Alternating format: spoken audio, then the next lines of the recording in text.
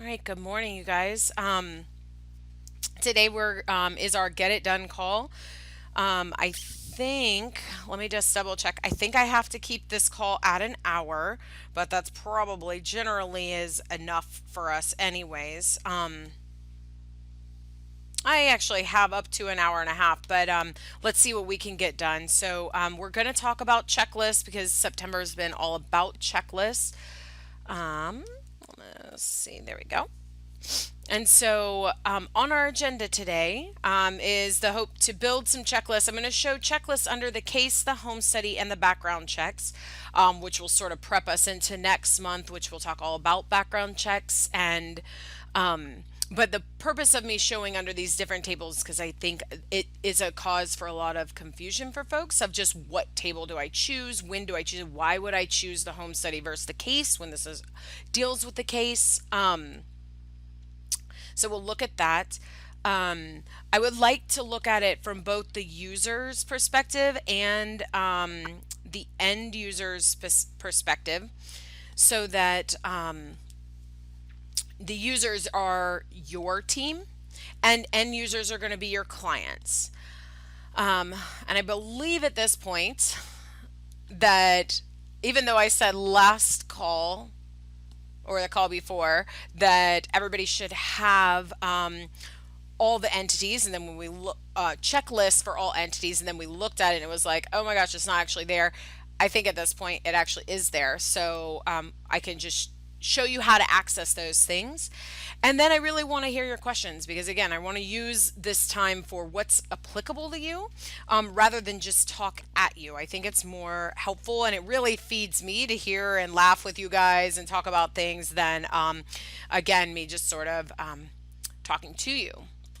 Oh, and that's it.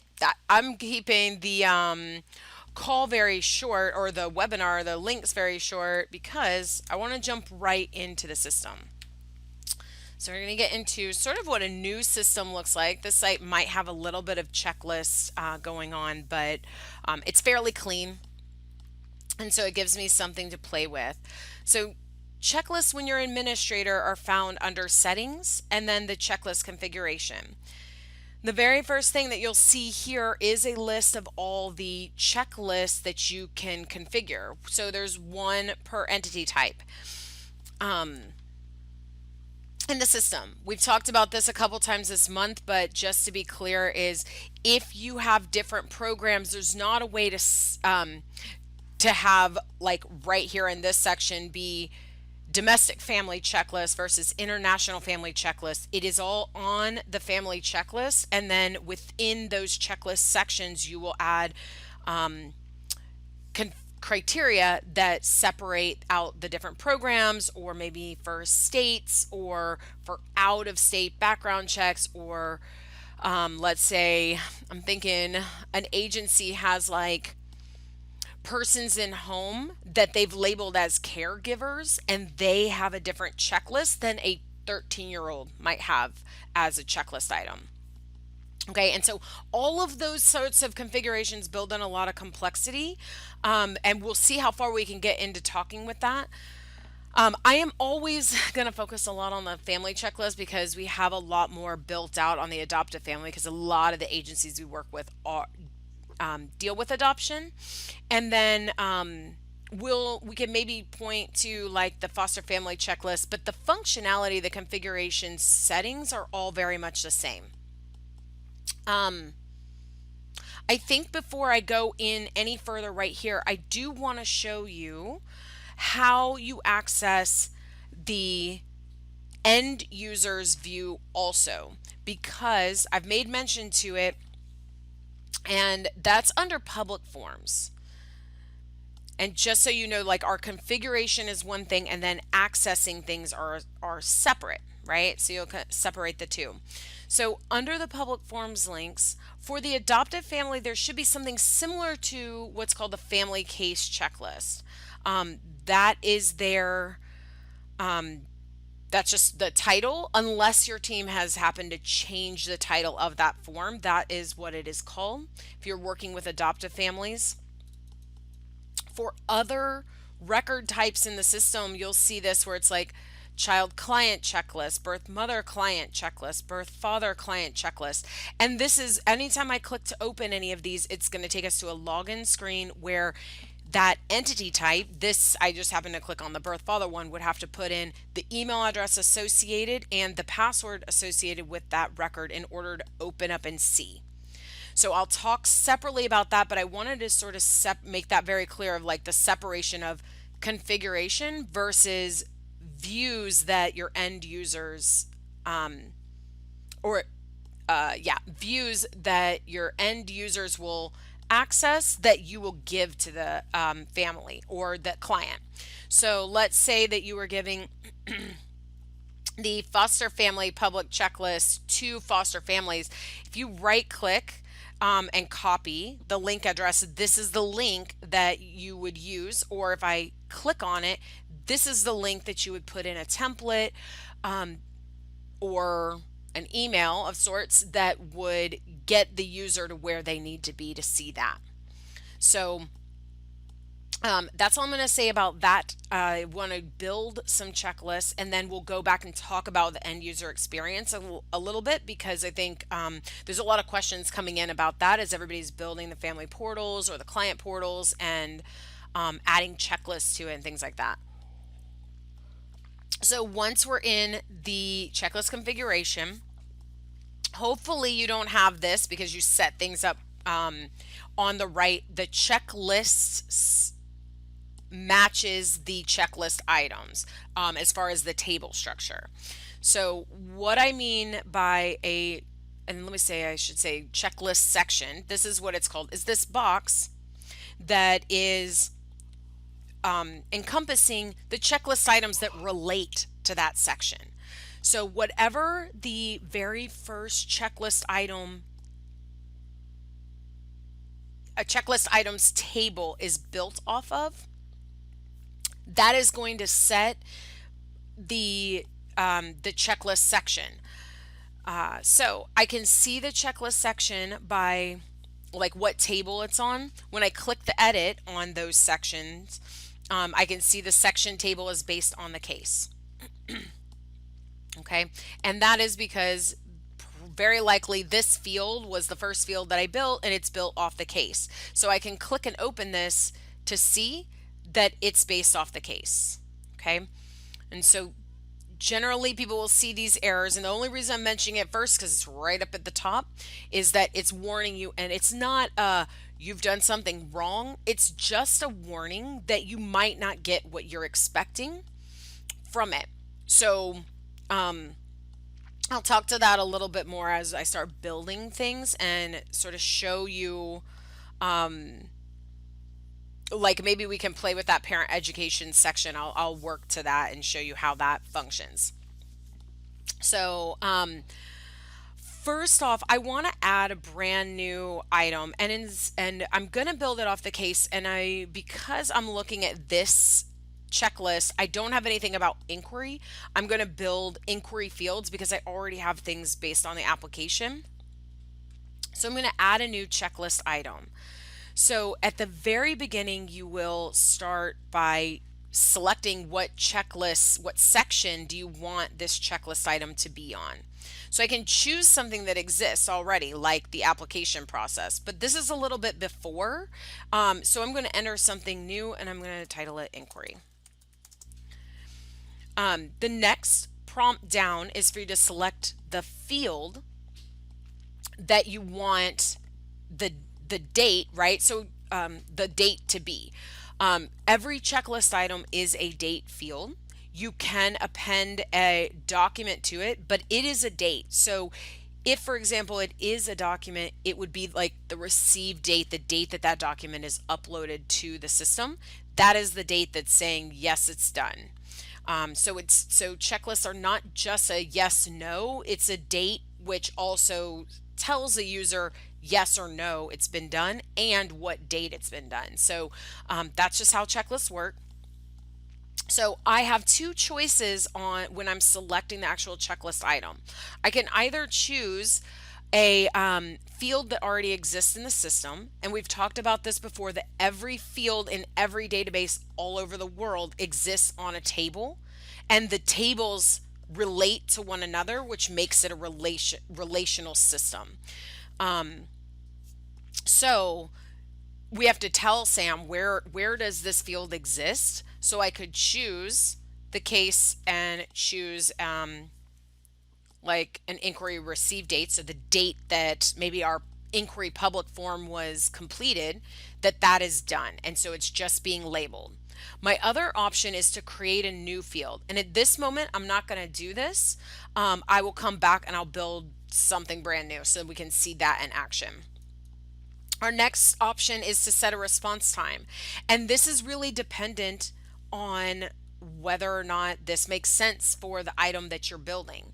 So in this case, this is sort of the number one step. It's going to be whenever some person outside of your organization enters an inquiry form. So it's sort of a due date doesn't make sense here, but let's say if you wanted to send an email to this inquiry and you don't have it automated because you want it to be specific, or you want to make a follow-up call to them, that could be an opportunity for a due date where you'd put in like 2 or 3 days from the inquiry receive date is when we want somebody on our team to generally follow up with that end user. So this prompt can be entered or it can be ignored also. And in this case, I'm going to go ahead and ignore it. For responsible employee, you have the same choices. Do you set it or don't you set it? It's definitely a choice for you, and you can ignore this as well. And in this particular situation, I'm going to ignore it because, again, this is not something that we control, and nobody's really responsible for doing this because this is happening from a public form that an end user finds our form and enters their information in. So I'm going to leave it as is. Document for upload is the next prompt down, and again, you have a choice whether you want to or not to include it. Something like an inquiry received could have a document associated with it. A lot of times it's not going to have a document because you're utilizing a public form so that the end user enters that directly into the system. However, you might have an inquiry received where your team is jotting down notes and enters it, like wants to upload those notes into it. And so that might be something that you want to do. And it's a choice. So until I get to where it makes sense to have a checklist item with a document, I'm going to leave this empty because I want you to also see that you can leave things empty and the system will work. Client settings are going to be for those checklist items that you want to share with your clients. So not everything needs to be shared with them. For instance, later on in your process, you might share a checklist with the family because that's what we're talking about. But an inquiry date, like, that may or may not need to be shown to them. It's totally an option for you.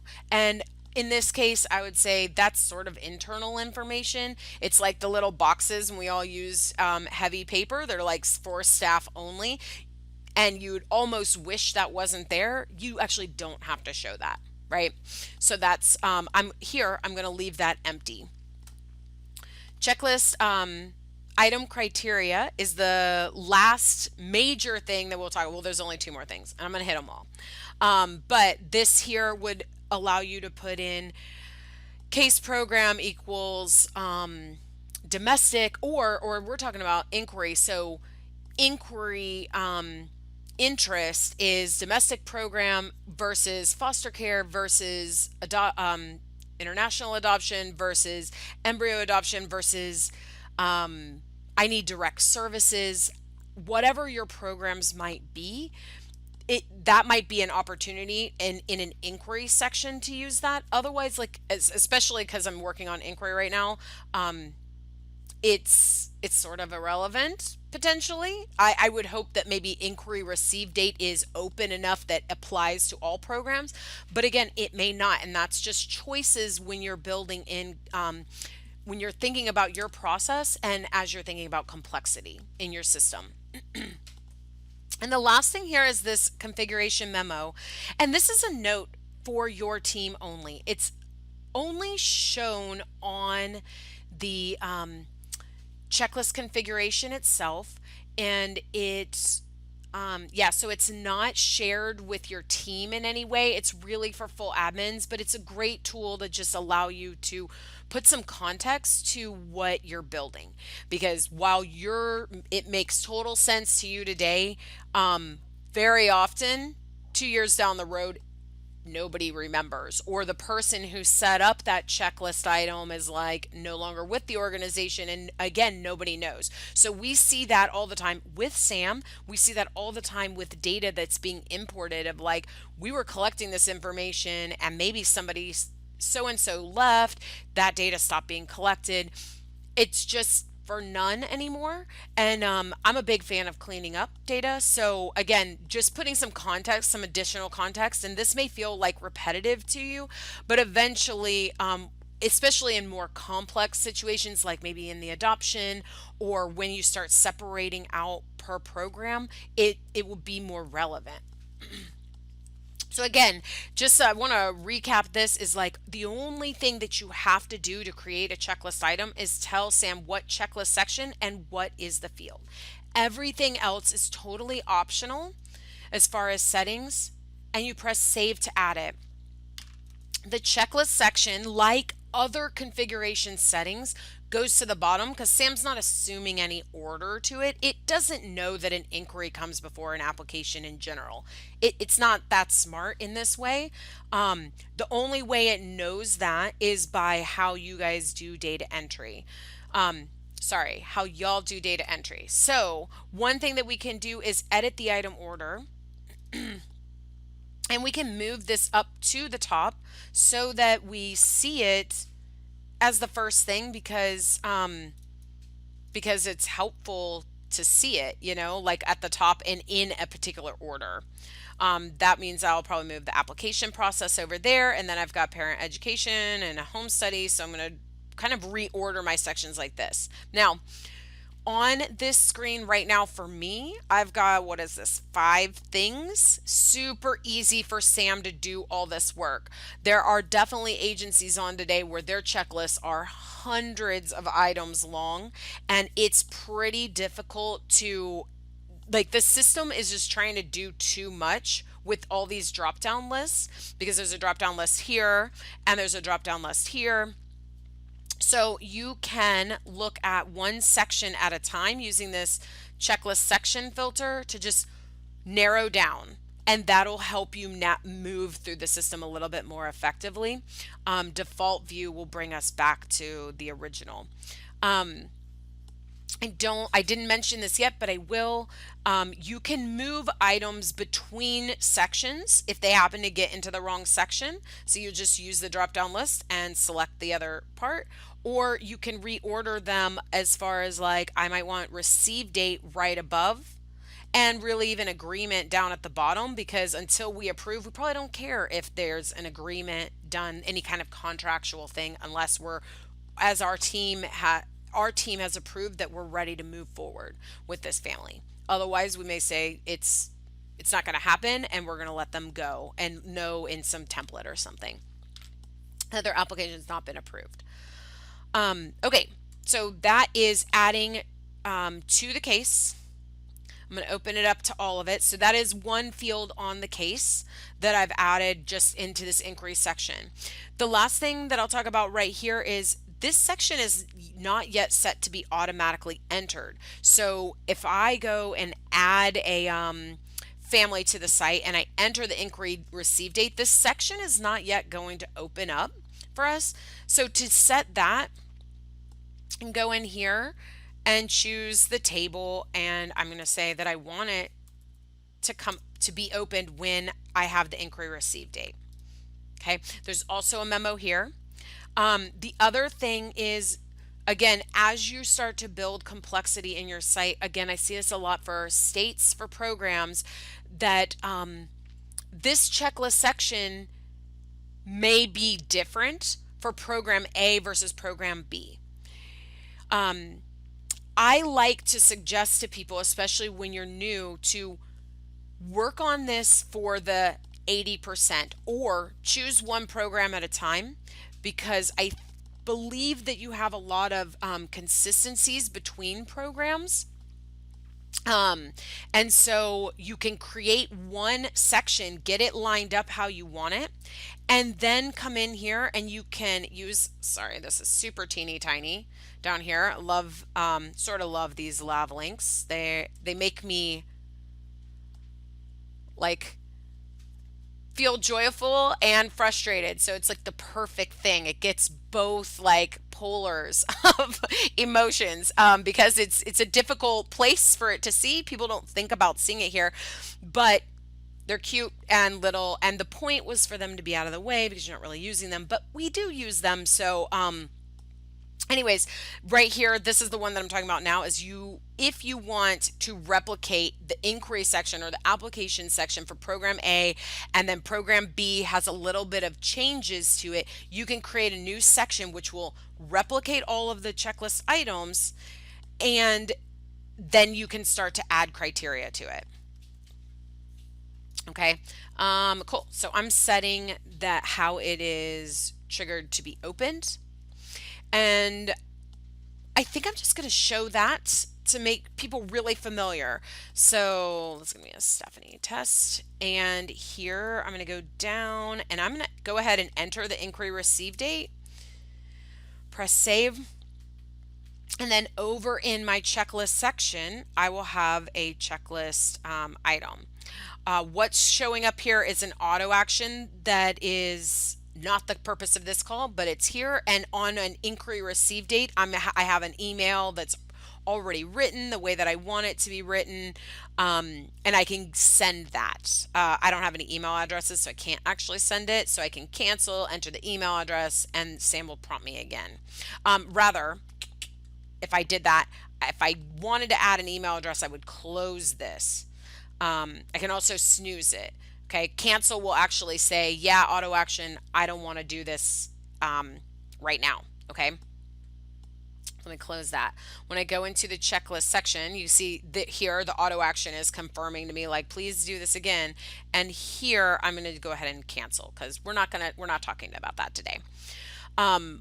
So in the families checklist, let me go back just to make sure because I go quick sometimes. The checklist section is at the top. And this is true for all entity types in the system, is the checklist section is here. And you can see that this section opened up. As an administrator, I can get back to the checklist from the sidebar. I don't think this is available for non-admins. I don't think it's there for them because they can't get to that anyway. Cool. The next thing that I want to talk about is adding an item on the home study. And I do have a home study section already built, but I think I'll build another home study section based around documents. I'm going to document 1, 2, and 3, and I'm going to add them. Okay, so add a new item.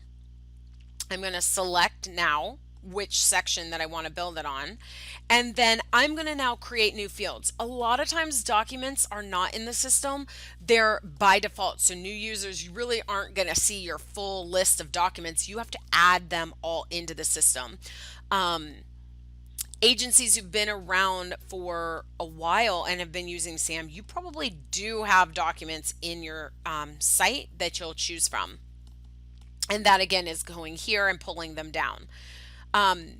So I'm going to add a new field. SAM is defaults to the case, but in this situation, I want to add to the home study.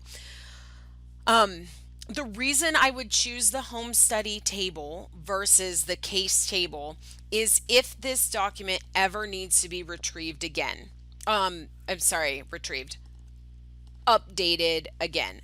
For instance, if you do an updated home study and you need to collect the medical exam again, or I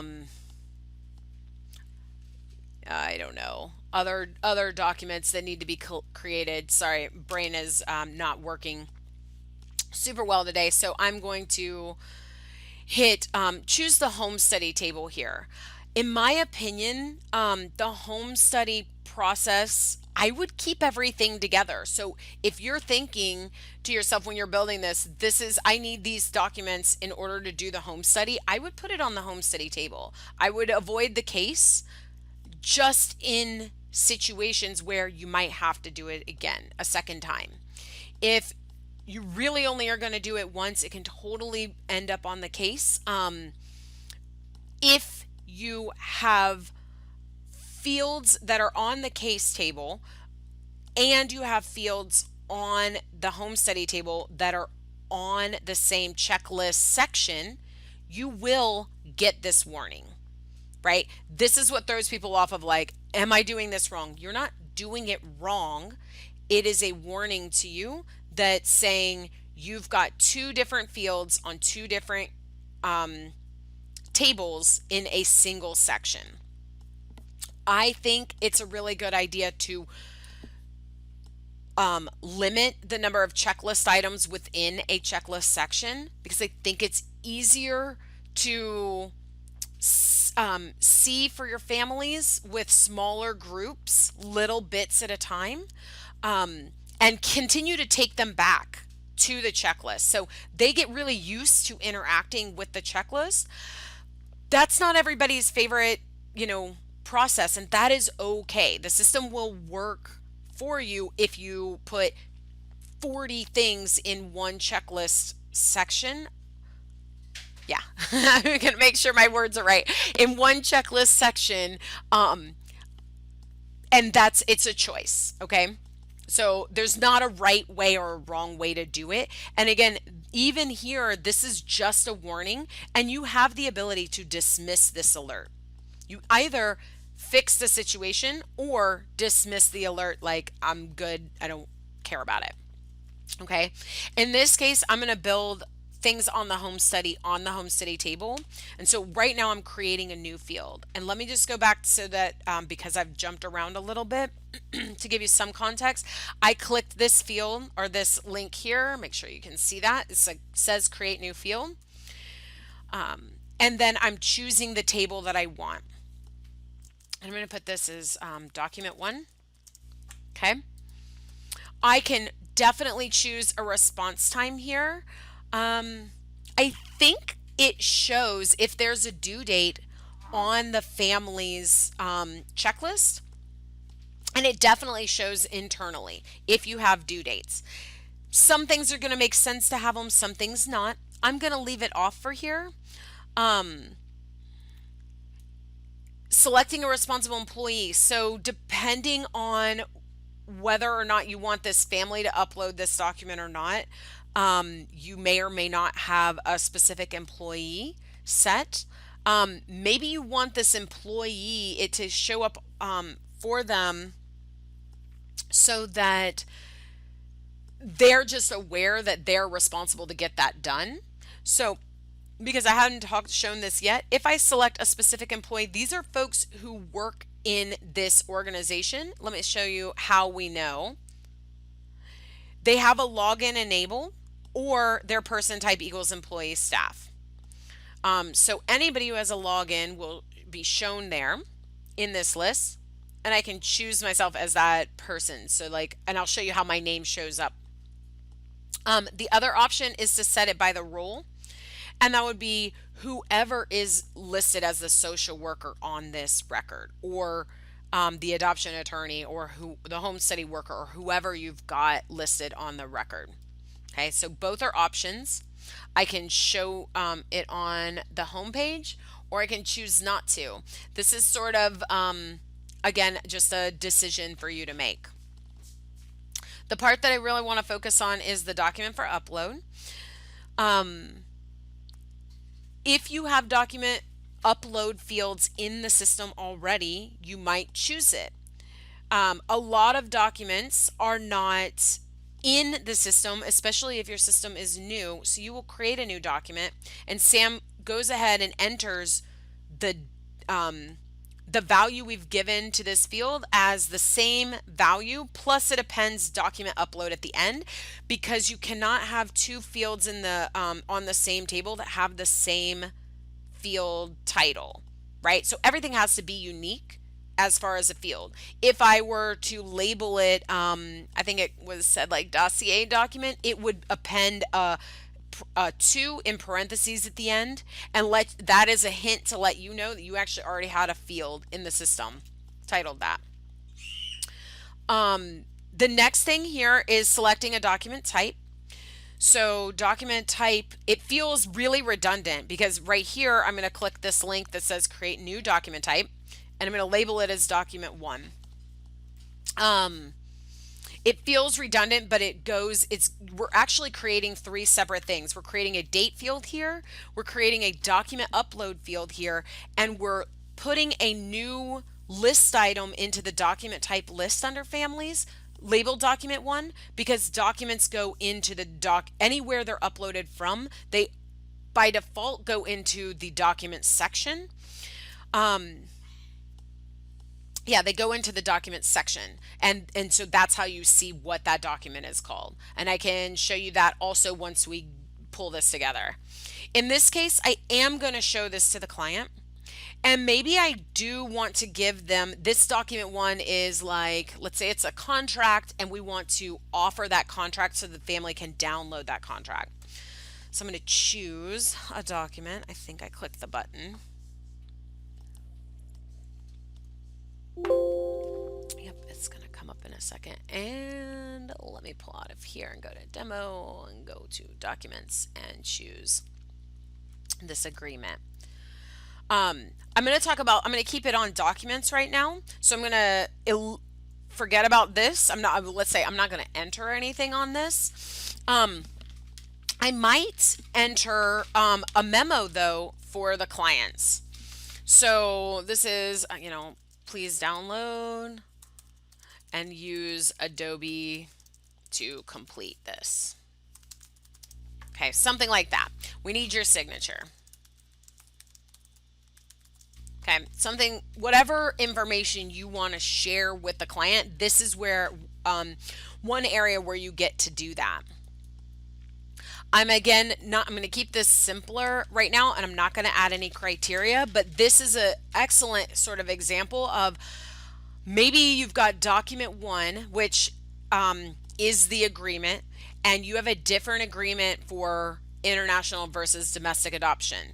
You would put in here document 1, and then the case type equals domestic, and then save that, and then you would go in and replicate this. Now instead of adding, like we created a brand new field here, we would actually choose a field, and let me show that since I'm doing this. Let's say that this is based off the case, and the case program, oops, messed that up, case program equals domestic. Okay, I'm going to save that.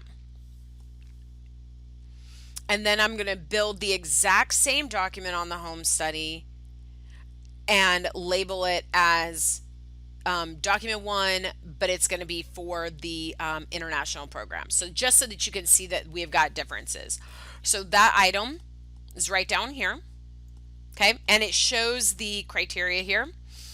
Looks a little different. We've got the document type associated with it. And then this shows us the document that we actually want to download for the family. So now I'm going to do document 2. I'm going to put it into the home study process. This time I'm not going to create a new field because document 1 already exists. I'm going to choose case. I'm going to choose document 1. I am going to select a document field, which is going to be the home study document 1. I don't need to choose a document type because document 1, document upload. Sorry, that's not the greatest word combination, but anyways, this field here already has a document type associated with it. I'm going to show it to clients. I'm going to choose now, not this one, right? Because that one associated with document 1, this one's going to associate with document 1 for international. And I'm going to put, this is our international form, or document for your signature. Let's be exact. And now I'm going to add a new criteria to this of the case program equals international. So it allows me to separate it. Let me press save here and show you what's going on. And then I'm going to open this home study up so that you can see that too. Okay. So this home study process right here, we've got this home visit date and then document 1. This one's for domestic. Document 1, same date field, right? So you don't have to have a separate field for every single program. In my honest opinion, I think that because I talked about there's a lot of consistencies, the only way to see things across program is if you don't have too many separate fields. They really, think about it like a level higher than really program specific is like, what is our service process? And this document, an agreement, is needed for all of our programs. And now what document we're going to provide to them, right? Document 1 or document domestic versus document international, totally different documents that we're giving. All right, so now what I want to show you is this being added. This is triggered by the home study packet sent date. I very well may have some auto action in this system that initiates this. And I don't know if I do, so I'm going to go and look real quick. I'm going to go pull from the home study, and then I'm going to do the home study packet sent date. So I've got this. Oh, this is going to send an email. Let me look and see if I have disabled. I have this field. So the application receive date. So I'm going to go ahead and enable this, because what this auto action is going to do is when I enter this date, it's going to insert a home study record that has the home study packet sent date, right, as the current date. Whatever date I receive that application, I'm inserting a home study packet. I think there is, or a home study record. I think there's a little bit of a process before, because again, I think you approve an application before it comes in. But I do like to recommend that there's something in the process that initiates your original home study. And you need a home study record in order for those checklist sections to open, because again, when we think about an updated home study, we're going to have a new home study record with a new home study packet sent date, because that is always the date that we're really communicating, and whatever you want to call this, okay, this is just our terminology. But it is a date that you're sending an email that's like, hey family, it's time to do the home study, here's how it works. You're going to do that same thing for an updated home study when you need to, or a renewal of a license. You're going to send an email. It's like, but the email is going to look different. Excuse me, I have to cough. How do I mute myself?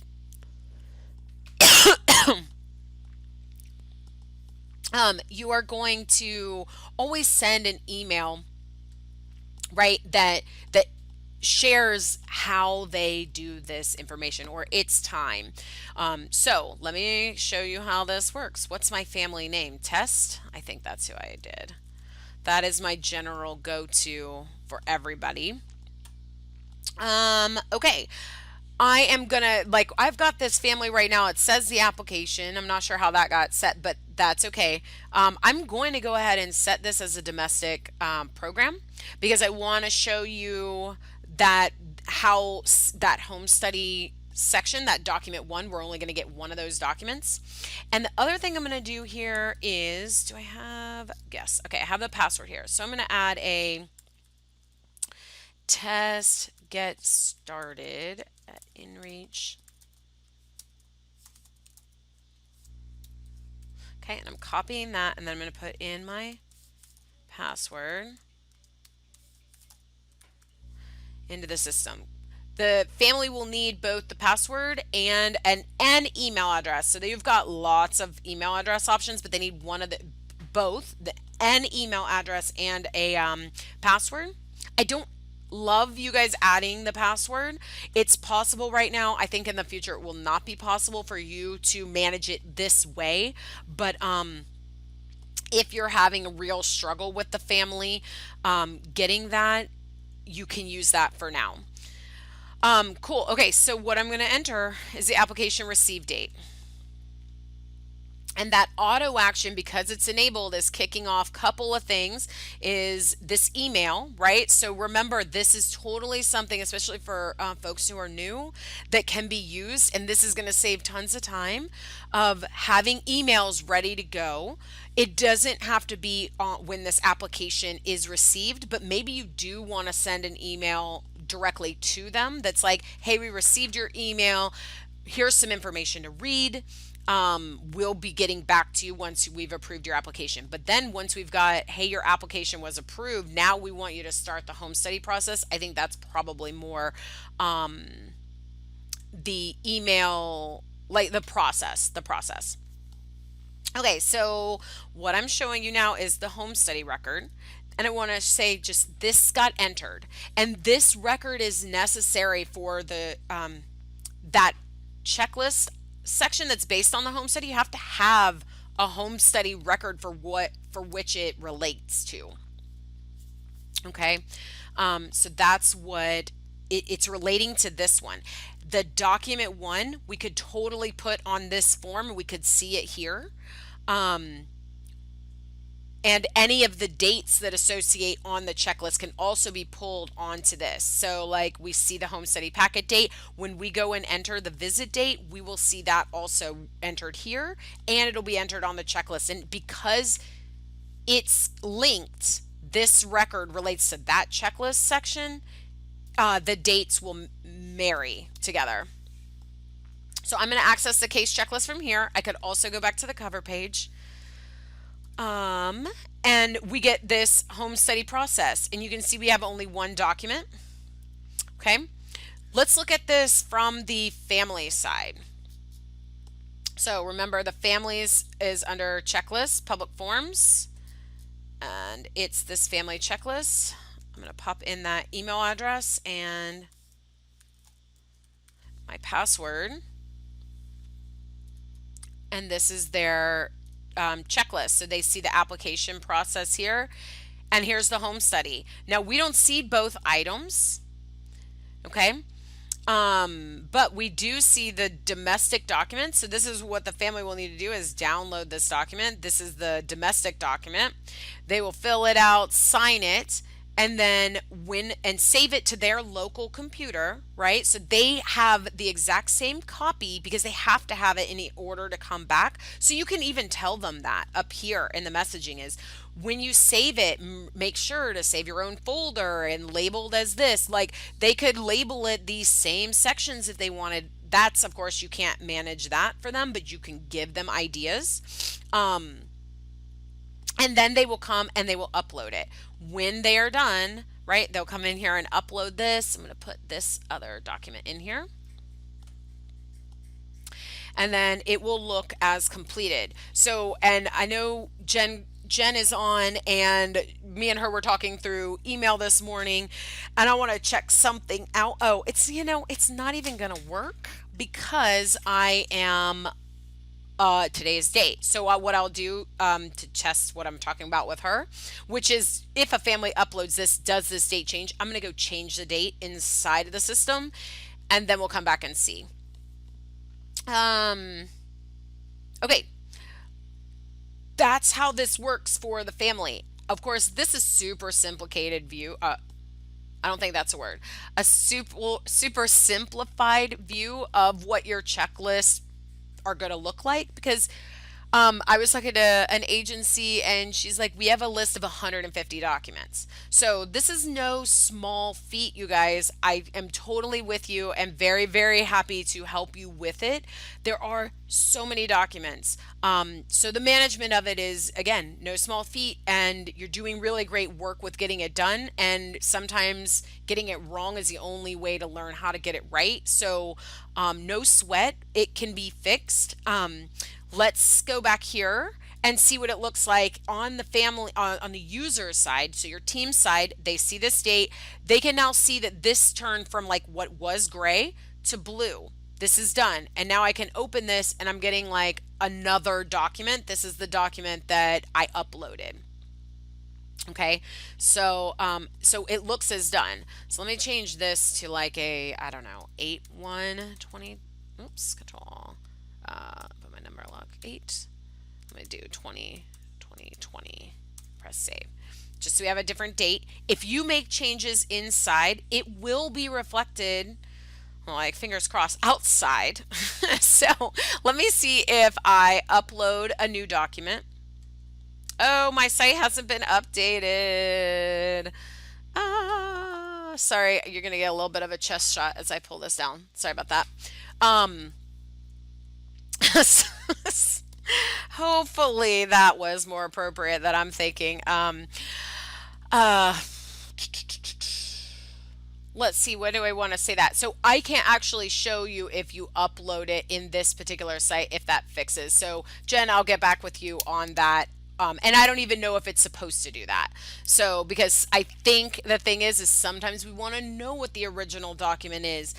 You know, there's all kinds of things that just honestly aren't agreed upon between agencies, between our clients. And so that's also okay. We have to, as a organization, have to make a decision of it's going to work like this. Okay. No, we just uploaded a document. So want to show you real quick where that also goes. On the cover page in the document section, we're seeing document 1. Here's our document type list, document 1 labeled here, and we can also open that same document from this section. Okay. The receive date does not get entered here. I don't know if that's true. If I were to add a document directly from here, we can certainly enter the receive date.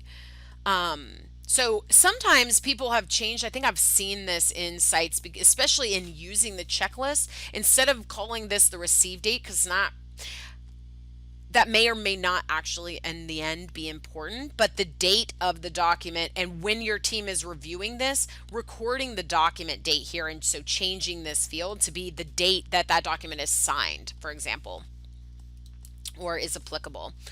Okay. I'm going to open it up to questions right now because I know I just talked to you guys for 50 minutes and I covered a lot. I think so.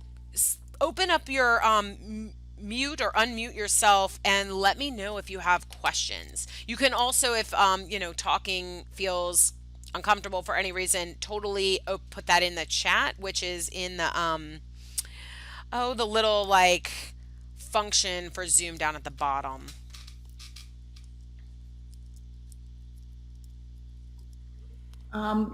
So one question I had, this is Caitlin, by the way, is it possible to copy checklist sections across different like family and foster types, I suppose? No. Okay. No.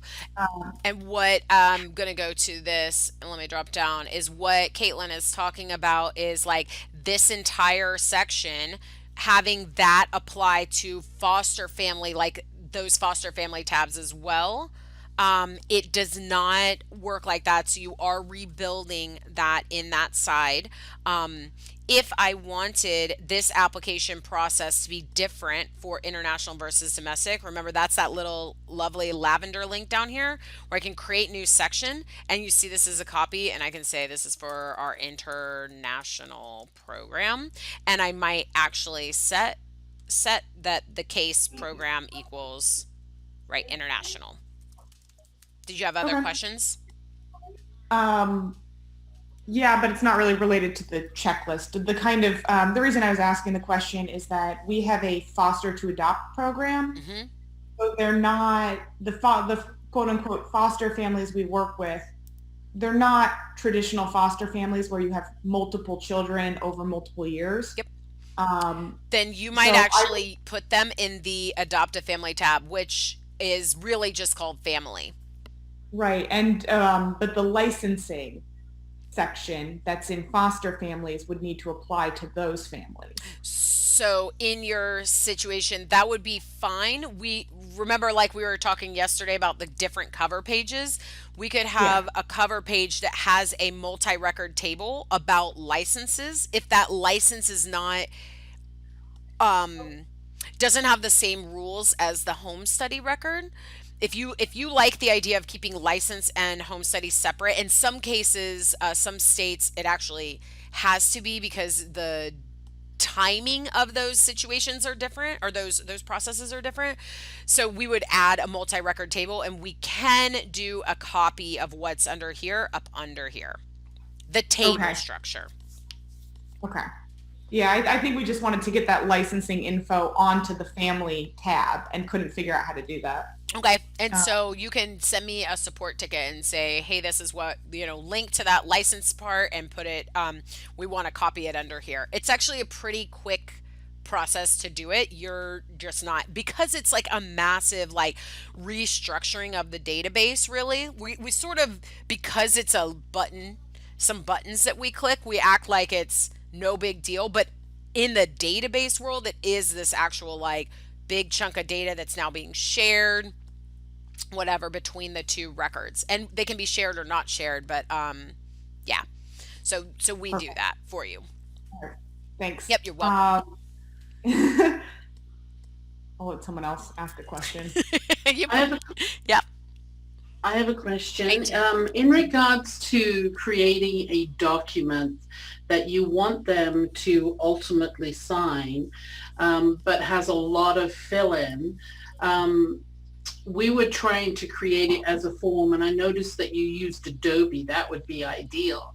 But what we found is that when we're creating it, it stretches. We were creating it as a form. The forms are really huge. So a document that we previously had like already created and just uploaded it that they printed out, we could get really small all on one page.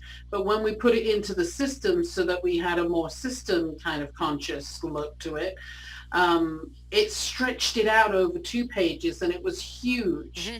Is there any way to like compress documents in such a way after they've been created so that they can get on one page as opposed to say 2 or 3 pages?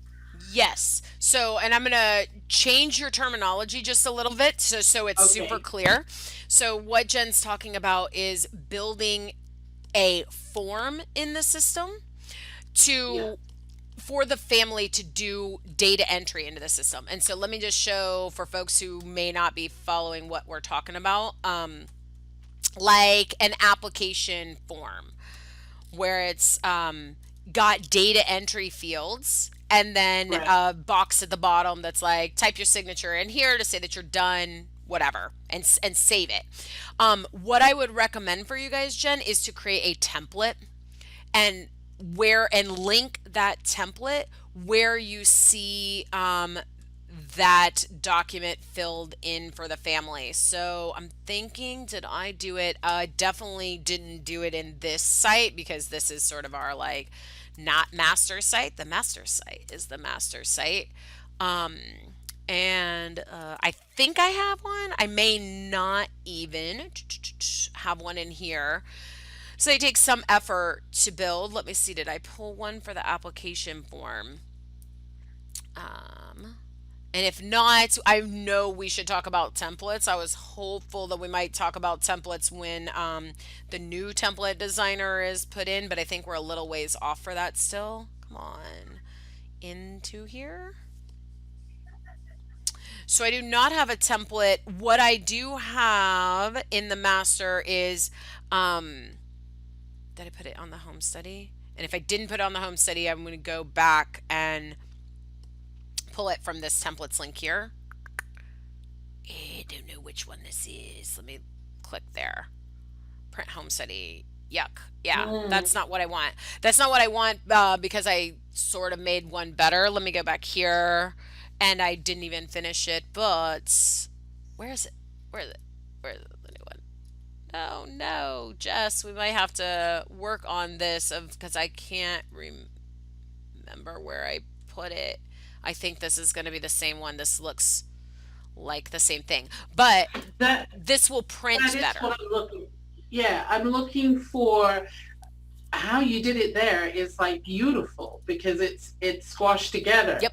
The when we tried it, it was all stretched, like it was, I don't know, two lines apart as opposed to maybe one or one and a half. Right. And this is sort of like this is I will totally build the application form in a template and share with you guys because I think you will all like it. But what she's talking about is like printing just the application form and it's stretched because it's laid out for doing data entry in this in on a form, right? Versus print. Two totally different things, right? I mean, PDF has got it made where it's looking like that and it's all compressed.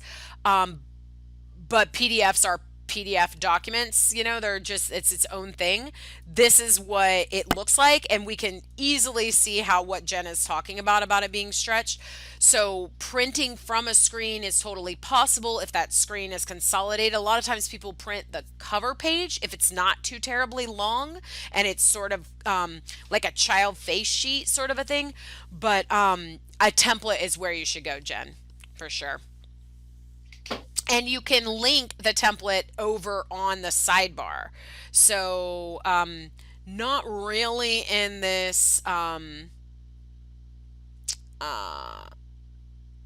might I get the results we expect? Yeah, okay.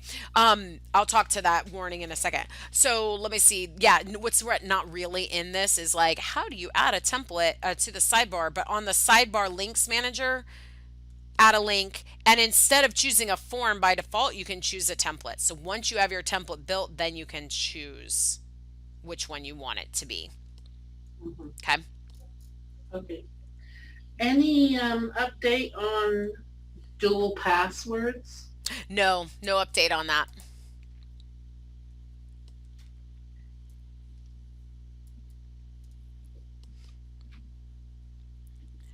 Let me go get out of this site and go over to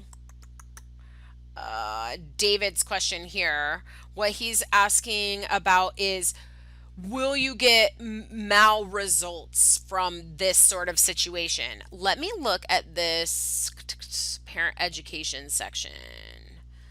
So that's kind of a weird. Let me look at this really quick. Is that on the home site? Because it's on the home study. Okay, so we just called it the home study section.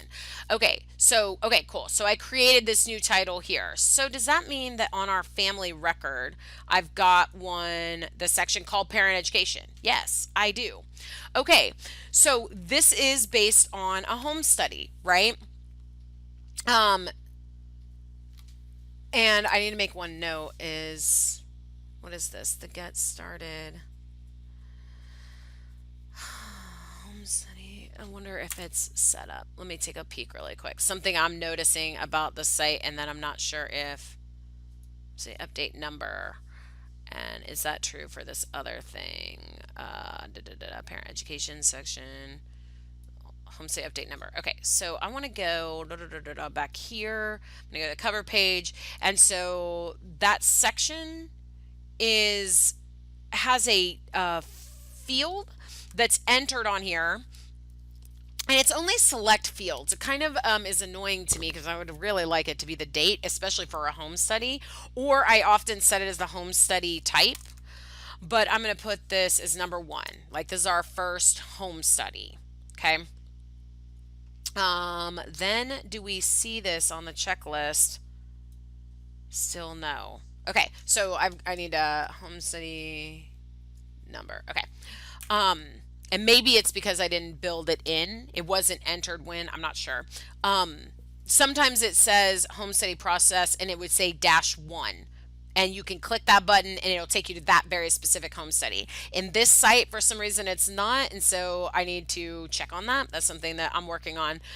But okay, so on this parent education section is all the fields are based on the home study except for this one, right? Which is that error. Let me remind you guys what we're looking at.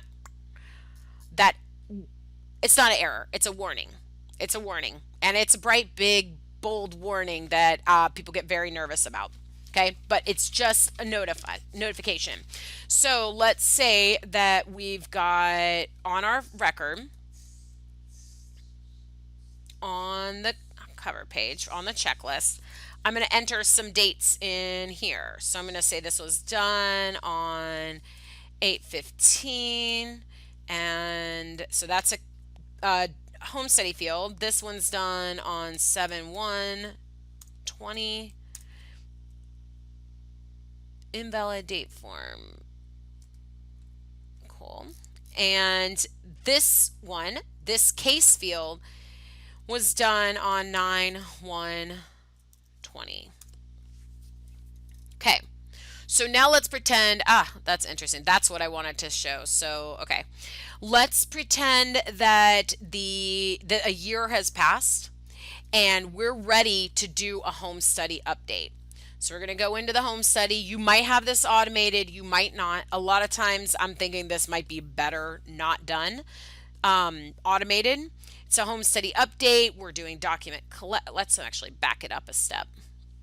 Over here, we're not in document collection. This is the home study is complete. The home study is completed today. That's done, and we've got it. We get an expiration date. Now it's a year ahead of time, and we're doing a home study update. So we're in the beginning phases of this. We're now going to send this on 2021 to the family. This is our field that's going to initiate that email that's like, hey, it's time again. I think that my system doesn't even have anything.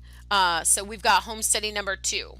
Now in the checklist, I've got home study process number 1.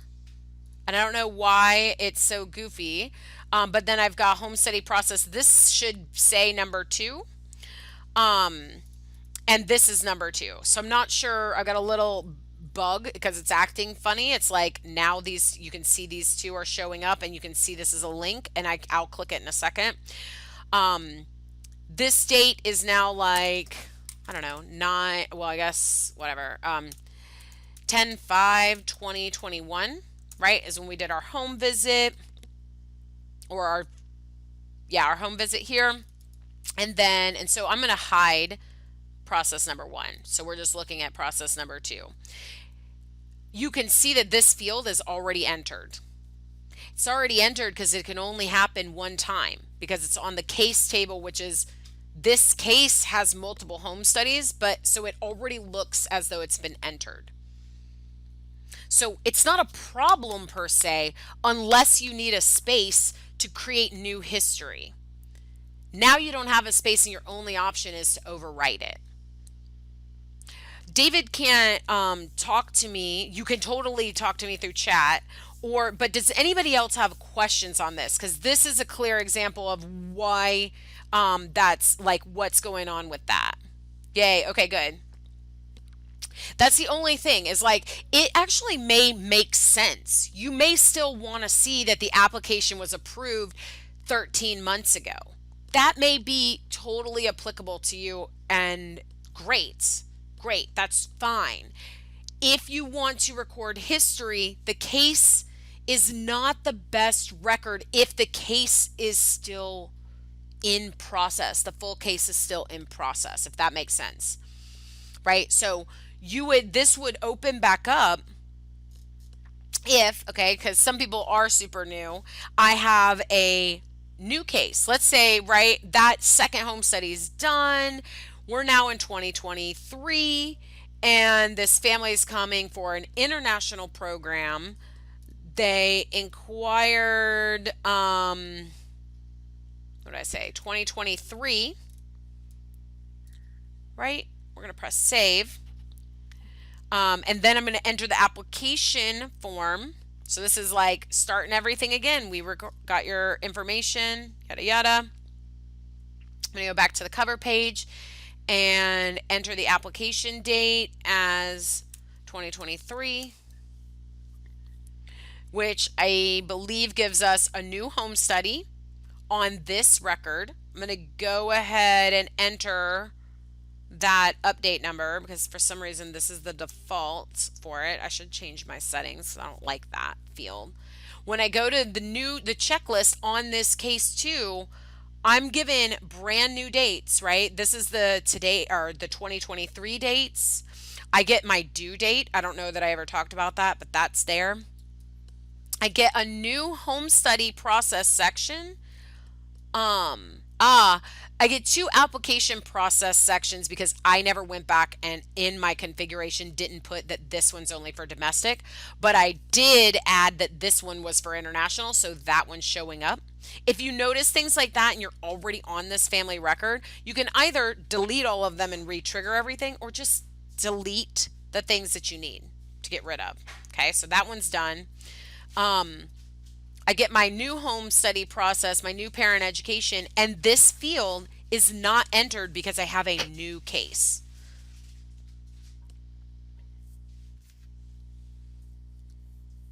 Does anybody have questions on that? Because that is sometimes like it's a hard one to get. Like even Jessica, if you're on, do you have any thoughts on this at all? Because you see this and we talk about it often. But we don't, sometimes I don't go through this whole showing of it.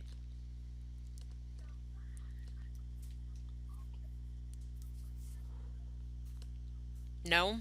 I have Oh, No, not really. This is I'm still kind of absorbing as well, learning today along with everybody yep, yep, else. totally. So I don't know if I have anything to add on this particular section here. Okay, okay, that's cool. I have a different question. Yeah. Uh, um, I saw that you were doing automated emails. Is there a way to do an automated email, not necessarily when they submit a document, but by the dates? So for example, if they have a due date of, I don't know, 11/10, and it's 2 weeks before 11/10, and they haven't completed the checklist, can we send out an automated email to say, hey, if you're receiving this, this is just a reminder, you have 2 weeks to get the rest of your forms in, with a caveat, with a thing that said that if they have completed and they've got completed dates all down the list, that it won't be sent out. Does that make sense? Yeah, it does. Yes, I believe that you can. This due date right here, it's Uh-huh. kind of weird. I don't even know how to exactly describe it. But this is like a, let's say the checklist due date. So Yes. I don't think that that checklist due date pulls just using this on auto actions. However, you can create another due date field and you do this linking that's like this setting that's like link the due date to the completed date, and that's the date that you can use is when the due date is 2 weeks in the future and completed date is not entered. Send an email, but it has to be this linking, and there is support on that due date. Pretty, there it was, linking due dates and completed date field to use on the checklist. So Okay, thank you're you. welcome. Uh, okay. What else do I want to show you? Oh, I was going to talk about background checks. Background checks are going to be really similar, in my opinion, to the home study. And I say that because I'm thinking like backwards of like, I'm in the background rather of like database world. And I talk about this often. We label it a multi-record table. So you don't have just one background check record. You've got one per family member, one per parent, and one per family member that's over age 13 or 18 or whatever your rules are. Um, and you'll probably have, depending on your program and your state, another record the next year for what do you guys do again? The child abuse and criminal again? whichever ones you do over again, if that's in your program. Some people I hear only have to do once, and that's that. Some people have to do this every year. So you'll have many background check records. And I don't want to go into this a whole bunch because we're going to spend October talking about background checks. But you'll use the background check table to do that. So I'm going to enter a new section title, like called clearances, and I will choose the table.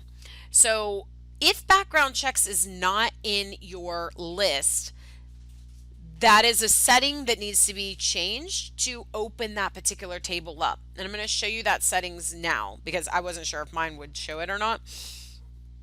Under tables and fields, and let's say, because I don't think it'll be there if on this, I don't know, adult children not in home. Maybe they're like caretakers or something. This one I don't think is used. So you'll access the table or you'll totally ask for our help. Okay, so we do this kind of setup all the time. So just ask. We're very relatively quick at doing this. And it certainly, as Jen knows, is dependent on the ask, right? So some things that I can do within the system really quick, development type things are a little bit slower to get done. Advanced table properties. So did I hit advanced options, really advanced options, then advanced table properties, and can be used on checklists, and you're going to set that to yes. That will open it up to where, and this, for whatever reason, this process takes a long time to save, yet it doesn't, I don't think it takes a long time to pull adult children not in home. So it actually, like, for whatever reason, the saving process takes a long time, but it actually already did it. So obviously we're talking about background checks here, but that's how you do that setting. Clearances. And then again, I can choose a field. In sites by default, there are 3 checklist items that I think that people are using. We've kind of made ours very generic, and you're welcome to overwrite them and create new fields. Okay. So you can totally create a brand new field here, but I use things a lot like the child abuse receive date, and there I believe is a document associated with that child abuse check file. And you would either show it or not to the client. And then press save. That's really all there is. It's really the selection of the tables that matters the most. I would enter this when the name is entered, the background check name. So we're deciding who is it for, and maybe that's what I call it, is who is it for. And again, I'll go into all kinds of detail on background checks in October. Whole month is going to be dedicated to that to sort of get us enough information on, or get everybody enough information on that. But that's these background check records here. I'm going to add a background check and say this one is for Stephanie for Oregon. And I've got my fields also here. Right, so if I enter the date here, it will be entered when I check or enter the the checklist. Sorry, I'm going to open that checklist up, case checklist, and somewhere in here I've got the clearances for Stephanie, and it will take up me to the details page that's connected, right? So I never click those ones, but I am clicking it here. This is the details for that. If I enter, like I said, that date here and go back to the cover page in the checklist, that date is entered here. The document's not entered, so a lot of times I recommend going from the checklist side because then it's all done. But you can go from either side as long as they're connected, right? Like that's the thing. That's why a specific record has to be added at the same time as that checklist, because it's got to say what record are we talking about. I don't know who was on or not on last week at the community call. Steve from North Homes was on, and he talked a lot about how their team chose to not use checklists as much. They chose to use forms.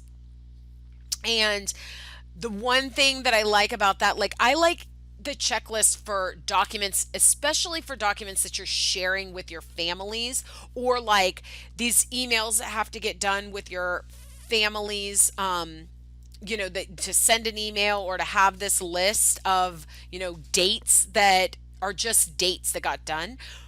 But when you have detailed information, I kind of like to send you back to the form itself. So do the document collection, but like you need to know the state and where do they live and have you approved it and do you have authorization and what type, what are the results of it? And so getting familiar with the forms that associate with those records too is going to be more helpful, I think, than not, because there's more detailed information that surrounds these records than just is it, here's the document, here, is it done? When did I receive it? Right? So the checklist has got a kind of a simplified view of the dates and documents that are super important as compared to a record that has all these associated information. And generally, you'll see that on the cover page, lots of sidebar links that have the specific, they're labeled generally to what you guys are working on. And again, you're going to just get very specific to those points. Do you guys have any questions about that part? I just wanted to show you, I think, adding another multi-record table, how they get added, and obviously that connection too. I don't think I have any questions about that. I have two other questions. Okay. One, if you have multiple home study visit dates for your checklist, that's just a multi-record table as well? No, because you Or- guys generally only need like 3. Okay, right? so we should just program in that there's 3. Yeah, I mean, I guess the thing is, I think there is a sub table under the home studies called home study contacts. It may be disabled because I made a executive choice of like, I think it's too much information. But if you wanted to have notes specific to that contact or the mileage associated with that visit, right? And who did you visit? You might want to do that. So I guess let me say this too, and this is sort of to everybody, is it's a choice for you guys of how much, how extensive rather you want your electronic records to be. Some agencies that we work with literally are one person. Probably a lot of them have like 5, 10, 15, and something like between 5 and 15. A lot of agencies have that number, and they are they can do some. They can do what's required. But there are other agencies that have hundreds of people working and their data may be more intricate. So like Jen at Nightlight, David at All God's Children, these folks have lots of really hyper detailed information because they have more team members to segregate the role and have more information. So I guess I just want to say that is like, it's wildly different what databases look like, and it's not wrong to have a little versus a lot. And in my opinion, if you can't handle that amount of data entry, like because some people we get on, the admins are generally more amenable to technology, but who the users are may not be. And so like that's a real struggle also, is like some agencies have put every single thing they ever record on the cover page because no one will click any sidebar links. But I'm going to recommend that you think of the sidebar links as tabs in a foldering system, and you can be very specific. I'm working on background checks. I'm going to go to background checks and I'm going to see what I need to see about background checks in here. I keep my area fairly simple because I have to give it to this wide swath of personalities and needs. But once I start working with you, we can really organize these sections to provide you enough case information so that you've got it at your fingertips, and we can do different filters, right? Which we'll do with background checks. So you have like in state versus out of state versus parent one versus all the people in home, whatever you want. Like that, I don't know how you want to organize it, but we can organize it all kinds of different ways where it'll be more functional for your team.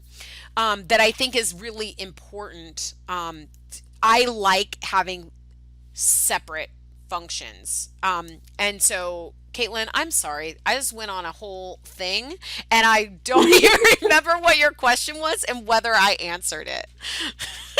You did. My question was, is in the checklist, would homesteading visit be multiple, Right. like a multi-record? Which the answer is no, just make 3 in the checklist and do that. Yeah, I think, and probably for you guys, especially starting out, that's probably fine. And there is 1, 2, 3, and you just are going to add or I'm sorry, 1 and 2 probably are already in your site, and you're just going to add a third one.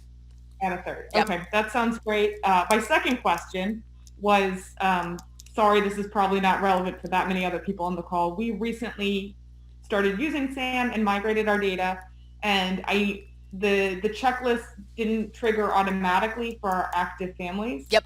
Not going to, because that is like, oh, such a wild card. So if you Yeah. want to re-trigger them, you'll like remove the date and re-enter that date for those families. Okay. Yeah. Would you? Okay. And you and I Great, can 'cause talk to that and kind of go through and do a recording also of that so that you guys can replicate it. that would be great because I did try that on a couple of the active families where I put in the application received date, which triggers a bunch of the um, checklist items, and it didn't actually trigger anything. So Okay. I think I'll talk to you offline about that so we don't have to sit here with everybody. Cool. Okay. And I'm going to make a note to get back with you on that too, or to check in. I'll run a test and then I will see. I'll let you know. Yeah. Cool. I know I've sent you like 37,000 questions Great. and things in the last couple days. So, Great. I'll not wait too. I'm not waiting too breathlessly for this one compared to everything else. Okay. All right, cool. Anybody else? I've got a few more minutes before I have to jump on another call. Does anyone have any other questions?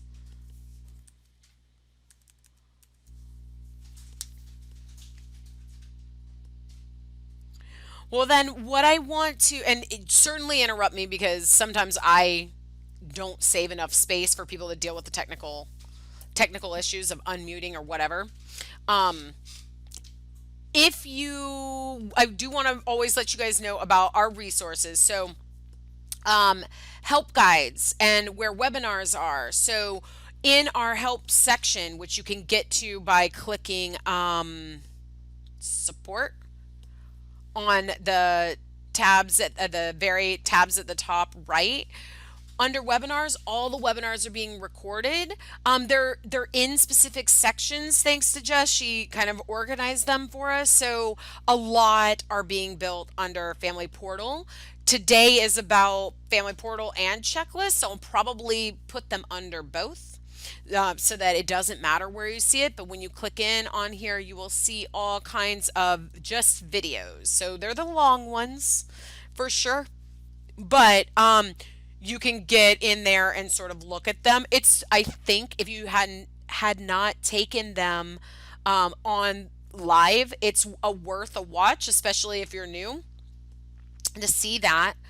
You can always contact us as support. So kind of was talking about these here. Get with us. Making the call link will schedule take you to a scheduler to check in to talk with me. Help is what will take you to the webinars rather, and then support will open a little email box so you can email, and that's sort of like an email correspondence between either myself or Jess is who's generally talking to you with that. definitely check out the YouTube. There's all kinds of videos there. Jess just did a whole series on like for folks who are new or if you have new team members, just basic adding records because even that sometimes feels like a lot and it's a lot for people to explain. There are add links obviously, but sometimes it's just tell me how to do it. And that's what the videos are for.